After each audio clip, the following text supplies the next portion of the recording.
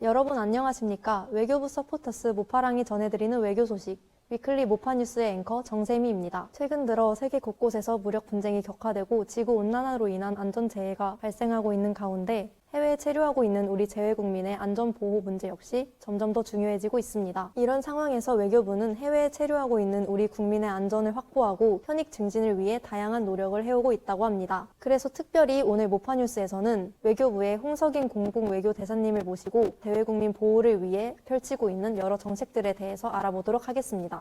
안녕하세요, 대사님. 안녕하세요. 네. 현재 재외국민 보호랑 영사 담당 정부 대표 업무를 맡고 계신 것으로 알고 있는데요. 해당 업무에 대해서 시청자 여러분들께 간략하게 소개 한번 부탁드립니다. 다가가는 민생 외교의 일환으로 우리는 해외 여행하고 체류하는 우리 국민들의 안전을 보장하기 위해서 굉장히 다각적인 외교적인 노력을 하고 있습니다.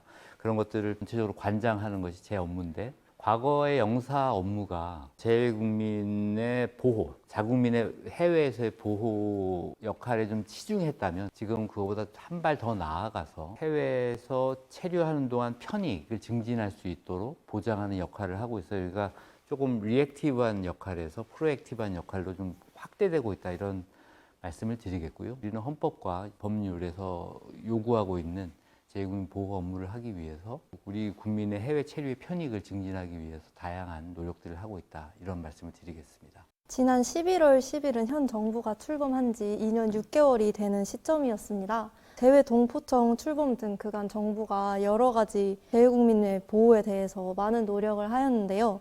구체적으로 어떤 성과가 있었는지 소개 부탁드립니다. 저는 해외여행을 할 수 있는 시스템을 구축했고요.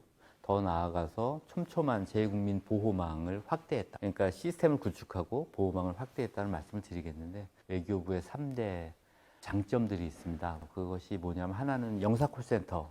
우리 국민들이 해외에 나갔을 때 문자를 받으면은 영사 연락하라는 안내 문자를 받게 되는데, 그런 것들을 할 수 있는 영사 콜센터가 있고요. 또 하나는 해외 공간에 해외 안전 담당 영사를 계속 충원을 하고 있습니다. 그분들은 해외에 체류하거나 혹은 단기 여행하는 분들의 그 안전 보장을 위해서 특화된 업무만 하는 분들을 지금 증원을 하고 있고요. 마지막으로 우리 외교부 본부 내에 해외 안전 상황실이라는 것인데, 그 팀은 24시간 교대를 하면서 24시간 우리 해외에서 어떤 일이 발생하는지, 그리고 우리 국민들에게 어떠한 안내를 드리는 것이 안전을 더 보장할 수 있는지, 그런 것들을 내실화하고 있다는 말씀을 드리겠고요. 최근에는 현장 대응 부처, 그러니까 외교부뿐 아니라 이 해외 안전을 보다 더 강화하기 위해서는 다양한 전문성을 가진 부처 간의 협조가 필요한데, 그걸 위한 실무협의회도 개최하고 있고,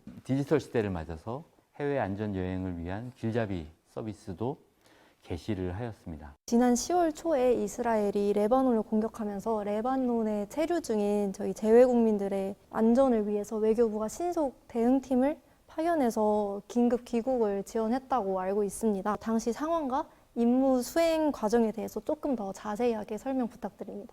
이스라엘하고 헤즈볼라의 무력 충돌이 격화되면서, 더 나아가서 이스라엘의 어떤 지상작전, 레바논에 대한 그것이 시작이 되면서 민간 항공기를 이용한 탈출 가능성이 매우 제한되는 상황이 되었습니다. 굉장히 위급한 상황이었는데요. 10월 2일 날 대통령께서 긴급회의를 소집하셔서 그런 상황을 보고를 받으시고, 우리 군자산을 즉각적으로 투입해서 원하는 국민들을 소개할 수 있는 그런 걸 결정하고 지시를 하셨고요. 실제로 현지 상황은 무력 충돌하는 과정에서 발생하는 어떤 폭탄 소리라든가 어떤 화염이라든가 이런 것들이 있었고, 피난민들이 100만 이상 발생을 해서 현지에서 이동도 제한되는 매우 어려운 상황이었는데, 기대했던 것과 크게 다르지 않게 잘 진행이 됐던 것은 평소에 외교부 본부와 현지 공관, 그리고 외교부와 국방부, 그리고 용산 대통령실 간의 긴밀한 대피 계획을 점검하고 계속 그런 시나리오들을 업데이트한 것이 이렇게 제대로 소개 작전이 이루어질 수 있었다고 생각을 합니다. 대사님께서는 지난 파리 올림픽 때도 직접 가셔서 재외국민 보호 캠페인도 진행한 것으로 알고 있는데요. 해당 캠페인이 많은 화제가 되었다고 합니다.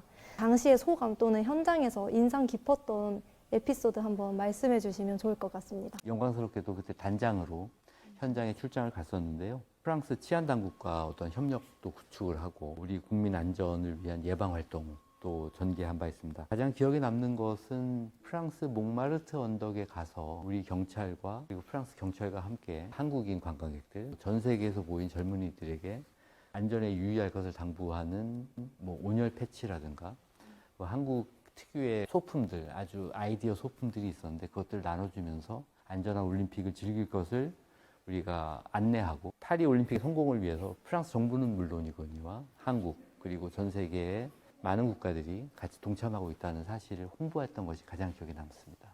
오늘 유익한 말씀 나눠주셔서 정말 도움이 많이 됐습니다. 이번 기회를 통해서 외교부가 재외국민 보호와 다양한 노력들을 하고 있다는 것을 시청자분들께서도 많이 알게 되셨을 거라고 생각합니다. 귀한 시간 내서 인터뷰 해주셔서 정말 감사합니다. 감사합니다. 앞으로도 외교부를 비롯한 우리 정부가 재외국민의 안전하고 편안한 생활을 위해 많은 관심과 노력을 기울여 나갈 것으로 기대됩니다. 외교부 서포터스 모파랑이 전해드리는 외교 소식, 위클리 모파 뉴스 오늘 준비한 소식은 여기까지입니다. 시청해주신 여러분 고맙습니다.